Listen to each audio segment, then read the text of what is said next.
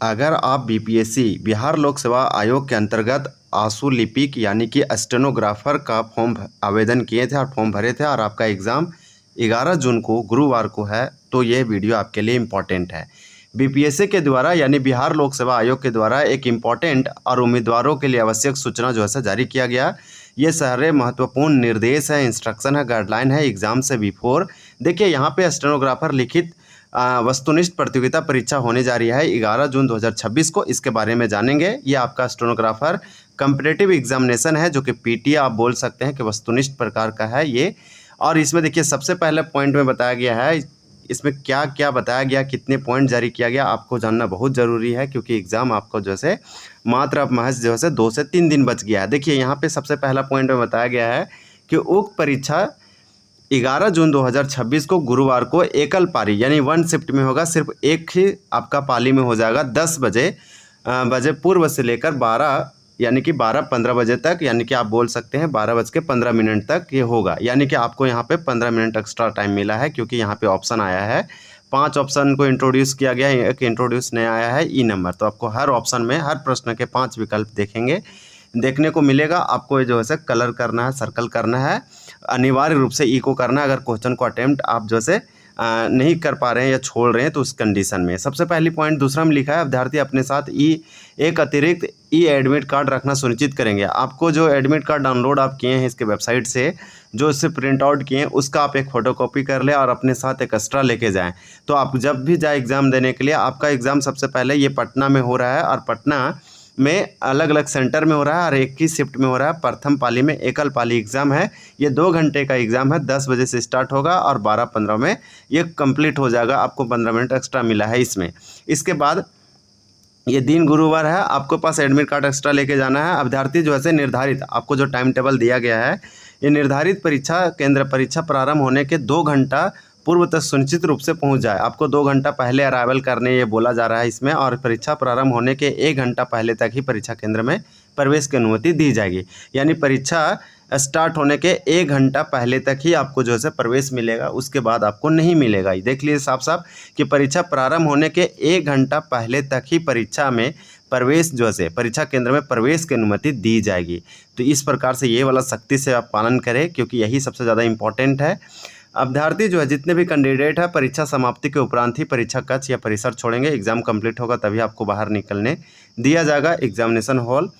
प्रश्न वस्तुनिष्ठ और बहुविकल्पीय होंगे, एमसीक्यू होंगे और 4 ऑप्शन वाले होंगे, 5 ऑप्शन वाला आप जान पा रहे हैं। इस तरह से देखिए जितना भी प्रश्न है वस्तुनिष्ठ और बहुविकल्पीय है, यानी एमसीक्यू मल्टीपल चॉइस क्वेश्चन है। कुल प्रश्नों की संख्या 150 है और यहाँ पे टोटल प्रश्न कितना 150 150 है। प्रत्येक सही उत्तर के लिए आपको 4 अंक निर्धारित है।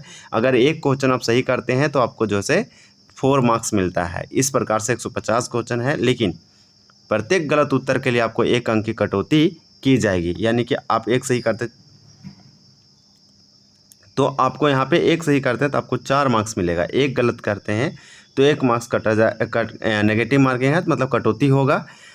इसके बाद प्रत्येक प्रश्न के लिए 5 विकल्प है। हर प्रश्न में 5 ऑप्शन है। Option A B C D E, यानी ए से लेकर ई तक है, उपलब्ध कराए जाएंगे। जिसमें विकल्प ई का मतलब है प्रयास। इसका अर्थ बता रहा है कि प्रयास नहीं किया गया, नॉट अटेम्प्ट।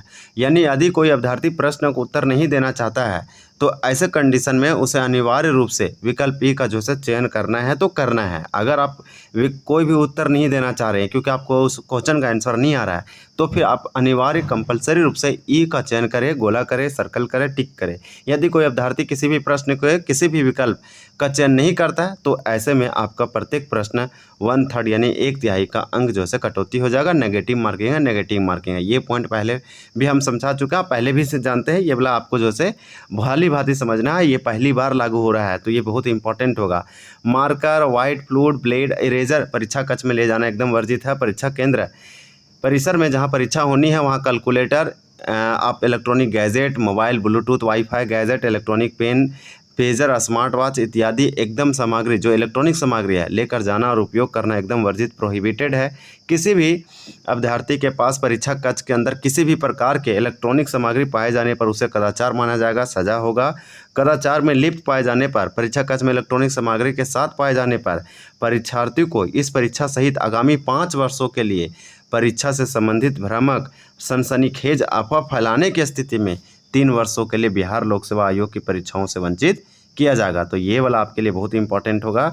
उक्त परीक्षा में उम्मीदवार को कदाचार में लिप्त पाए जाने पर बिहार लोक सेवा आयोग अनुचित साधन निवारण अधिनियम 2024 के तहत दंडात्मक कार्रवाई की जाएगी। इसके बाद अभ्यर्थी किसी भी तरह के भ्रामक सनसनीखेज अफवाह पर ध्यान न दे, आयोग से संबंधित सूचना आयोग के आधिकारिक वेबसाइट पर देखें। तो अगर आपको ऑथेंटिक और रियलिस्टिक चाहिए तो आप इसके वेबसाइट पर रेगुलर विजिट करते रहिए। देखिए ये वाला जो है आपका जो है जारी किया गया 8 जून 2026 को बिहार लोक सेवा आयोग पटना परीक्षा नियंत्रण के द्वारा। तो आपके लिए सबसे इम्पॉर्टेंट ये है कि आप सनसनीखेज अफवाहों पर ध्यान ना दें। आपको कुछ भी चाहिए ऑथेंटिक जानकारी तो इसके वेबसाइट से आप ले सकते हैं। दूसरा कि अगर किसी प्रकार से आप इसमें कदाचार पाए जाते हैं आपको दंडात्मक कार्रवाई किया जाएगा। अगर कोई व्यक्ति अफवाह फैलाता है सनसनीखेज फैलाने के तहत उसे 3 वर्ष, अगर वो कदाचार पाया जाता है या इलेक्ट्रॉनिक सामग्री के साथ पाया जाता है तो 5 वर्षों से निष्कासित और 5 साल का सज़ा भी हो सकता है।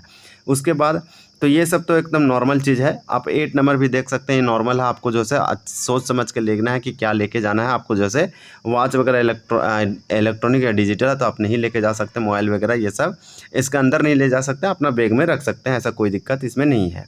6 वाला सबसे इंपॉर्टेंट आपके लिए और 5 क्योंकि 5 क्यों इंपॉर्टेंट है, सबसे पहले कि MCQ बहुविकल्पी है, 150 प्रश्न है, 4 अंक है और नेगेटिव मार्किंग है तो 1 मार्क्स कट रहा है, यानी कि एक क्वेश्चन पर 4 मार्क्स मिलेगा सही करने पर, एक गलत किए तो 1 मार्क्स कटेगा। तो ज़्यादा करके आप कोशिश कीजिए कि नहीं जान रहे उसे भी अटैम्प्ट कीजिए, 50-50 वाला पर भी कीजिए। क्योंकि नेगेटिव मार्किंग बहुत ही कम है। देखिए प्रत्येक प्रश्न के लिए 5 विकल्प ये आपको दिया जाएगा। सबसे इंपॉर्टेंट यही है, ई नंबर जो है प्रयास नहीं किया गया, नॉट अटैम्प्ट। यदि कोई अभ्यर्थी का उत्तर जो है प्रश्न का उत्तर अगर आप नहीं देना चाहते हैं कोई भी प्रश्नों का तो आप अनिवार्य रूप से कंपलसरी रूप से ई पर सर्कल कीजिए, गोलक कीजिए। परीक्षा आपका जो है 11 जून गुरुवार को पटना में एकल पाली के अंतर्गत होगा। अब तक आप सेंटर देख चुके होंगे बहुत डिटेल। आप जो है ई एडमिट कार्ड को एक एडिशनल लेके जाइए फोटोकॉपी, ये पूरा आपको जो है बता रखा है रिपोर्टिंग टाइम से लेकर सब तक। तो ये BPSC का जो है एक नोटिस था, आपको बताएं। इस प्रकार से कोई भी नोटिस आता है तो हम जरूर बताएंगे। ये आपका एक गाइडलाइन है, निर्देश है जो कि BPSC के द्वारा रिलीज़ किया गया बिफोर द एग्ज़ाम, आपके लिए इंपॉर्टेंट होगा। जाइए, बेस्ट ऑफ लक, बहुत बहुत शुभकामनाएं, एग्जाम अच्छे से देख के आइए।